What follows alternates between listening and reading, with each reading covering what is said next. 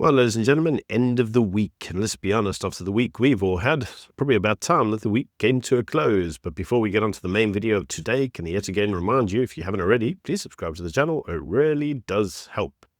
I've got quite a lot of stories to get through today. Some of them I'll get through pretty quickly, and some of them I'm going to a bit more of an in-depth dive. So let's start off with the first one, and this is around the Lotto saga.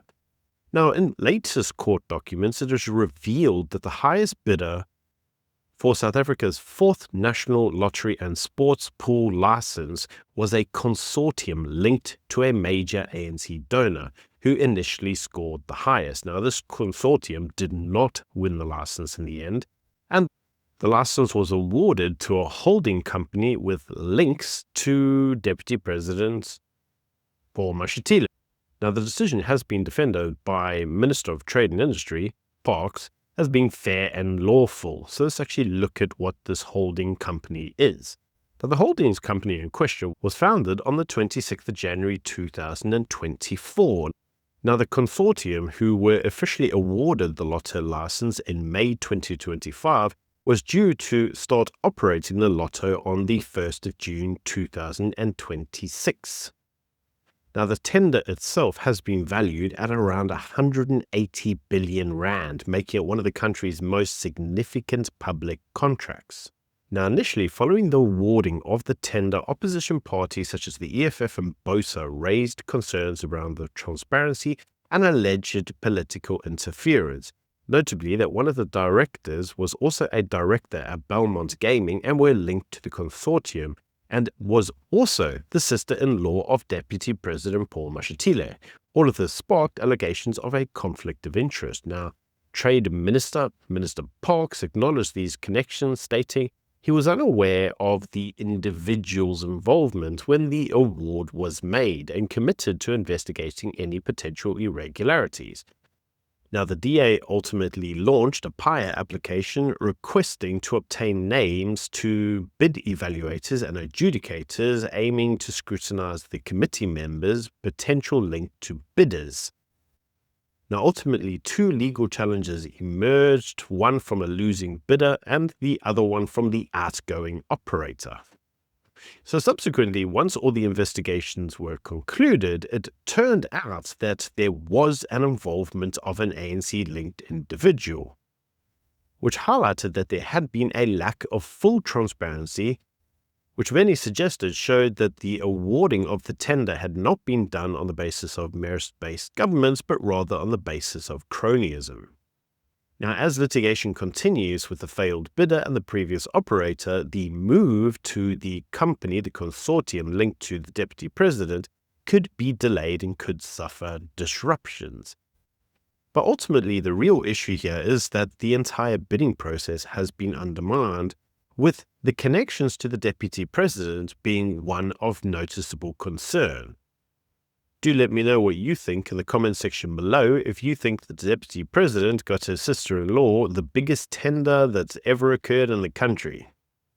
Moving then on to some other stories. And the first story is that Cyril Ramaphosa has called for investors to back water infrastructure. Now, speaking at an AU Africa Water Investment Program Summit in Cape Town, President Ramaphosa emphasized the dire need to invest in water, citing an annual shortfall of approximately $30 billion or 525 billion South African rands. Now, South Africa, under its G20 presidency, hosted the summit alongside the African Union, and the idea was to somehow close the investment gap currently occurring in Africa in terms of water. Now, the aim of the summit was to reinforce water infrastructure as an economic and developmental priority across the continent. Now, I, for one, have looked at this entire story and gone, okay, I see what they're trying to do here. But why is it that it's suddenly becoming private capital's responsibility to bridge the gap in terms of water investment? This would typically be the remit of the state. But we all know what the state is like in many African countries. That is unfortunately exactly why they're having to come through to private individuals and ask them to fund these projects. Moving then on to another story. And this is a story that the US State Department has declared that human rights have worsened in South Africa. Now, I actually did a full in-depth review of what the report said, and if you haven't already watched that video, please go back and watch it. Now, the latest US State Department human rights report asserted that human rights conditions deteriorated in South Africa, highlighting issues like extrajudicial killings and repression, particularly of Afrikaner minorities. Now, the South African government swiftly dismissed the report as inaccurate and deeply flawed, accusing it of relying on out-of-context or discredited sources. The South African government then, in a stroke of genius, decided to criticize the US's own human rights inconsistencies in relation to its treatment of, say, refugees, specifically in relation to ICE, and the US's retreat from the UN Human Rights Council. Now, you would have thought at a time when South Africa is attempting to negotiate a trade deal with the US that this form of diplomatic clash would probably be avoided at all costs, but nope, not our government. Now, as you know, there are the current trade tariffs with the United States, currently at 30%. Now, according to the South African government's Trade Parks, the trade minister is currently facing mounting pressure to formulate an effective response to these tariffs. And analysts have pointed out that the investment required to regain foothold in the United States is, well, substantial, and once lost would be difficult to recover. So there's a lot of pressure on the trade minister to somehow fix this. Now, the minister has noted South Africa is looking to diversify trade by pursuing markets in India, Japan, and Vietnam, reflecting the broader strategy to pivot to mitigate the US exposure. They're trying to look at other countries that they could potentially go to, but everybody's realizing that this isn't a quick thing. Now, the adjustment does underscore the complexity of trade diplomacy and the limitations of reacting to external shocks. In other words, it's showing that once you do these type of pivots, you don't just recover from them quickly. Now, despite all of this, there is something really odd that's occurred, and that is the South African equities market have surged to new heights, and the rand has strengthened. Now, this has all been driven by hopes of a US Federal Reserve rate cut, and it has also been, according to JP Morgan's analysis, a sign that US trade tariffs exert minimal additional impact on South African assets. Now, although South Africa exports have faced up to 30% tariffs, the highest rates in Africa, as you know, JP Morgan warned that the overall impact has been muted and that markets have largely priced in the broader tariff headwinds. And I must say that I made the suggestion myself that for the longest time, I think people have known that this was coming and that the government would be pretty much ineffective in terms of negotiating a trade deal because, to be frank, well, they're useless. But what this analysis does point to is a broader economic resilience and positioning of the JSE and Rand favorably even amid global trade turbulence. So for some reason, people are still keeping faith with the economy, even though the US is trying to beat the living daylights out of it.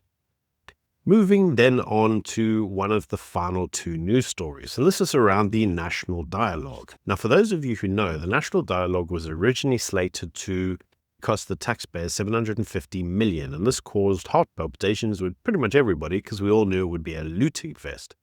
Now, according to Cyril Ramaphosa, the latest estimation for the cost to taxpayers will be $270 million. So he's saying that they've revised the cost downwards. Now, many critics have criticized the costs, which include the legacy foundations, have argued that the convention should be postponed, claiming it risks becoming another talking shop and it would lack credibility. Now, despite these challenges, Ramaphosa has insisted that the dialogue will proceed as planned. Now, unfortunately, the rhetoric from everybody else does reflect that there is growing political skepticism, and there are numerous questions around the design and legitimacy of what the dialogue will contain. Now, in other news, the civil rights organizations AfriForum and Solidarity have both announced they would be withdrawing from the first National Dialogue Convention scheduled at Tunisia, and they are accusing the ANC of hijacking the process to recover political support rather than genuinely addressing national crises. Now, as we've said, many legacy organizations have also already said that they would be withdrawing, which include the Thabo Mbeki Foundation, Steve Biko Foundation, the Desmond Tutu Foundation, and the F.W. de Klerk Foundation. And as of the time of recording, Action SA and the Freedom Front Plus have both said that they would be withdrawing from the National Dialogue. with many of these parties citing concerns that the entire dialogue is basically being state-led, which they are arguing will undermine the citizen-focused intent of the dialogue and instead will mean that the dialogue is effectively politically hijacked rather than being politically neutral. On then to the final news story of today, and this is the news story that the chief of the South African Defence Force recently visited Tehran, where he met with the Iranian counterpart to foster what he described as anti-colonial solidarity, shared justice ideals, and defense cooperation. Now, the visit took place against the backdrop of escalating tensions between Pretoria and Washington, partly due to the US's critical human rights report and trade disputes. Now, for those of you who don't know, the historical relations between South Africa and Iran have historically fluctuated. During apartheid, Iran backed the liberation movement, although later severed ties with it, but later restored them in 1994.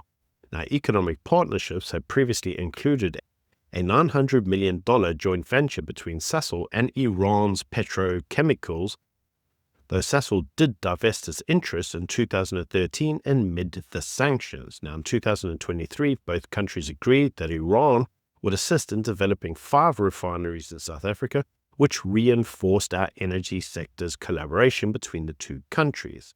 The SANDF's chief's visit signifies a deepening defense and political ties between the two countries, attempting to root a mutual narrative of resistance against Western dominance. Now, this diplomatic movement suggests South Africa's intent to diversify international partnerships, especially as Western alliances become strained due to trade friction and criticism over domestic policies. So, you could say that this was all just a diversification away from the West, but for me personally, I don't think that's what this is. This seems like it's openly being hostile to the West. This is not the South Africa's non-aligned position, which we claim that we have. Now, this has drawn criticism from individuals such as the chief rabbi of South Africa, Warren Goldstein, who condemned government support for Iran, especially amid regional conflicts and instability, raising concerns over our national stance. And to be frank, all of us should be concerned over this because it does say to the West, screw you, we don't need you, even though the majority of our trade goes to those countries. Now, South Africa's pivot may attract diplomatic friction from the West, particularly the US, which perceives Iran as a strategic adversary. So why are we doing this and openly saying we're doing this to be hostile to the West? It's like renaming of one Santon Drive to one Terrace Drive all over again. We openly said we're doing it to be hostile to the US. And then when the US took umbrage to that, we all cried foul. In any case, some analysts are suggesting that the alignment with Iran is meant to signal to domestic and regional audiences that South Africa is reclaiming its geopolitical autonomy, even at the cost of Western appeasement. And I've got to say, I don't see that. I really don't. I actually see it as being a point of contention, and it will be a point of contention for many. In any case, these are all my opinions. Do let me know what you think in the comments section below. Quite a lot to cover today. It's been quite a doozy of a week. Until Monday, bye.